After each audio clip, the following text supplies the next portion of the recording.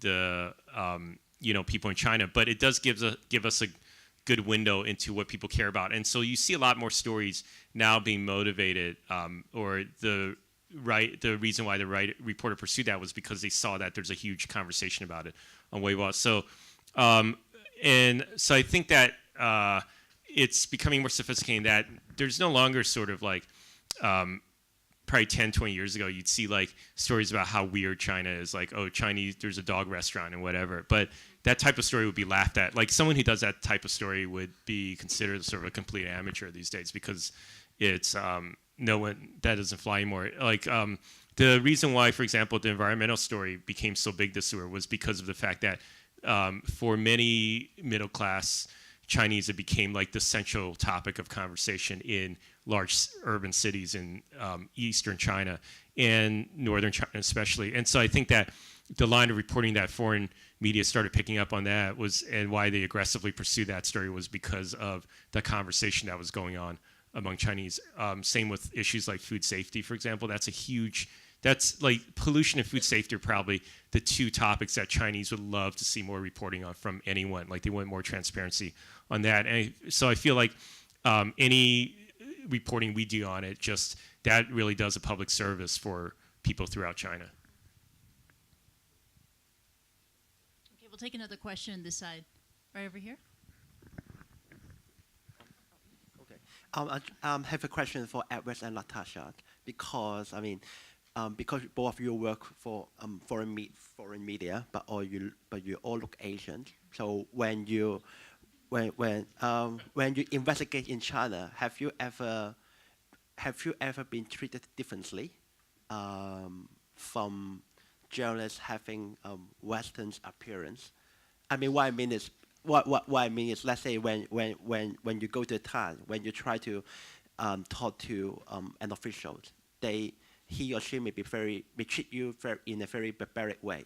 But when he or she realizes that you work for New York Times, you work for Bloomberg, then he or she certainly becomes very nice to you, treating you as the little kings or queens. Got it. So, I mean, despite the fact that you're foreign correspondents, being ethnically Chinese, does that work to your advantage or disadvantage? I guess I feel that when I have been reporting, I kind of stick out a little bit, and I don't know that I've ever really had an experience where the attitudes changed once somebody knew where I was working. But usually I would say, I mean, for me, I've always seen it as maybe when I say I'm a journalist, and what story I'm working on, you'll get an instant, oh, okay, and then people will be more helpful or unhelpful sometimes. I don't interact a lot with officials in my reporting, so I can't really speak to your question about like how officials perceive us. I think being ethnic, you could be any Asian ethnicity, but if you can pass as Chinese, it helps a lot in reporting on the mainland, because you can just walk into places. The guard at the gate won't stop you. They'll think you were someone working that building, or they'll think that you're visiting a friend or something. Like, early example is like when we were doing some reporting on the Sichuan earthquake, and there were these refugee camps that had been set up. There were guards at the entrances to these camps. I wanted to go and just talk to people, and you could go in, the guard wouldn't, you wouldn't have to explain what you were doing there, like why you were there, the fact that you worked for a newspaper.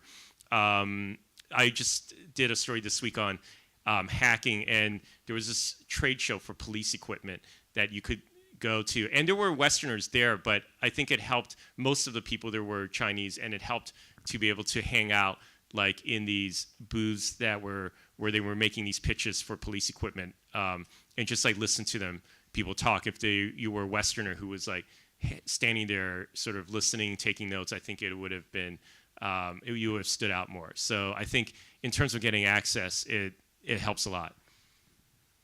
I'd also like to take a question from the woman in the black shirt here, who also happens to be writing an article for the JMSC website on this panel discussion. So what question do you have? Yeah, you've talked a lot about following the paper trail, but I'm interested in terms of sources and whistleblowers. Have you seen a change in how willing they are to speak to you?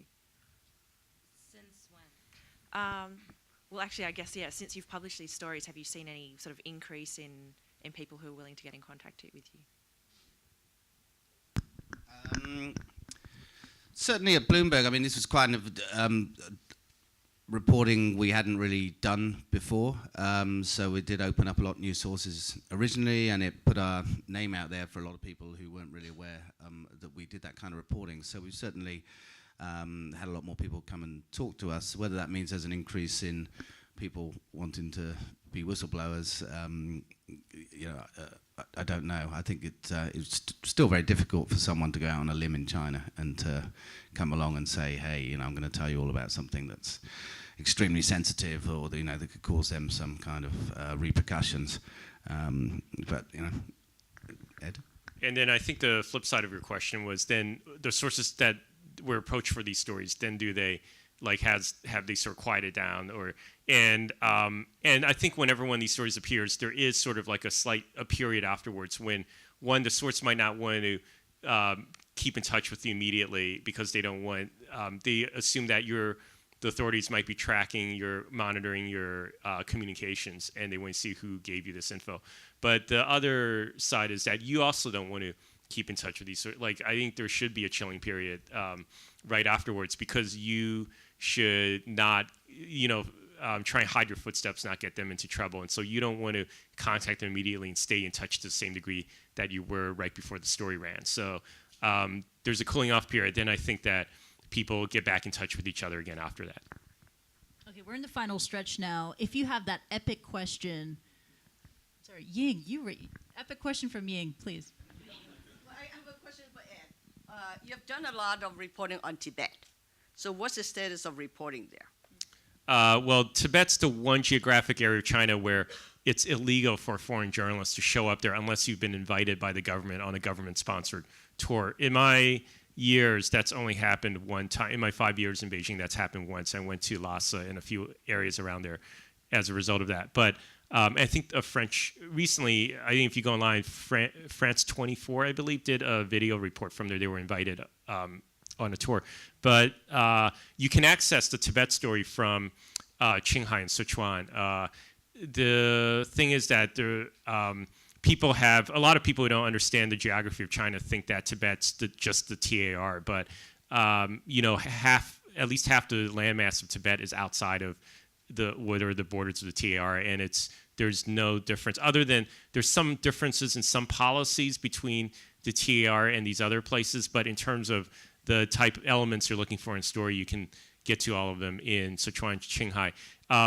Ever since the self-immolation started and since the 2008 uprising, there's been tighter security in some of these towns, especially in the ones that are the epicenters of the self-immolations. But I think you can still get to many. I mean, it's a huge plateau, and you still get to many places and talk to a lot of people there.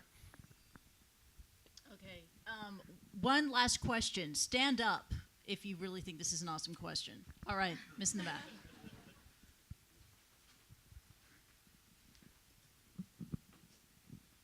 Thank you. Should I stand up or just sit down? Go ahead. Go for it. Okay. Because Chris Buckley in our class has said he will pay more attention to the rural places in China because there will be more stories there. So my first question is, do you agree with him? And what kind of stories will your readers be interested in countryside of China? And secondly is, the second question is, what's the differences in the investigative reporting in the countryside of China and the other areas of China, do you think? Yeah, thank you. I mean, the interest is huge. I mean, they're the real people of China. I mean, obviously, the urbanization, some people have moved into the cities, but it's still half of the country, or just under, lives out in rural areas. And, they have a lot of issues about health, education, their homes being taken, they're trying to get jobs, just getting on with their lives. So I think the interest is huge. As I said, there aren't that many foreign correspondents in China, so there must be, a ton of stories out there. But the proliferation of journalists are in the big cities, and Ed's right. People should get out more. It's just not always that easy because, you need to have a foreign correspondent to be able to go out and do those stories. And there's limited manpower to get out there. Right, and I know that some news bureaus in Beijing have talked about budget cutbacks from headquarters. So then I know that some journalists who would love to travel more aren't able to travel as much. But yeah, I agree. And I think that these days the rural story goes beyond sort of the traditional sort of story that foreign journalists would do, which is like, oh, there's some farmers in a town who are protesting because of a land grab or something. Because I think nowadays you can even do stories that are about sort of a large company and what they're doing with that land, or how they're creating sort of like a shell game for the value of the company based on sort of land seizures in rural areas, or sort of these projects that they build that there's no market for it, but it sort of is built to increase, say, the stock value of the company and the wealth of the shareholders. It's sort of like the type of reporting that Bloomberg would specialize in. So there's a lot of issues, even the type of classic investigative reporting where you're looking at a corporation, you can tie that into issues in the rural area. I think that's something that's important to do. Okay, Edward, Natasha, and we're going to have to leave it at that. But thank you very much for an instructive conversation, an intriguing conversation. The three of you do such important work. Thank you so much. Let's give it up for our three panelists. Thank you very much, everyone, and also for Christy for moderating this terrific panel. I'm going to ask you guys just to stay here while we make a few announcements. So while this panel has been going on, many of you have already been tweeting, but if you are not, I just want to remind you that this is being live streamed, so it's important for not just the panelists, but for you to speak into the microphone, because people around the world, maybe even in China, have just been watching what you all have been saying. So hopefully you guys get in afterwards. The hashtag is N3Con, if you don't know. Also, you can add on at AAJA Asia if you want to add both of those as well. Also, if you don't have the Wi-Fi password, just click on HK Open Wi-Fi and just press accept. It's free. Also, we are still selling raffle tickets, so please go around. We only have 20 tickets, so you still have a high chance of winning, maybe a lot of them. So make sure that you get in the competition. Also, you have heard some thunder happening outside, right? There's an amber rain warning, which means that there's a potential for flash flooding. We're on the hill, so we probably aren't going to have any flooding here. More reason to stick around with us. Don't go anywhere. Before we go to a coffee break, I want to look ahead to the next panel after the break, because we're going to split up. Panel 2A, if you can take out your schedules. Panel 2A will be right here. That will be moderated by Henry Williams. I believe Henry is outside right now with the panelists. But that's data journalism in the era of big information.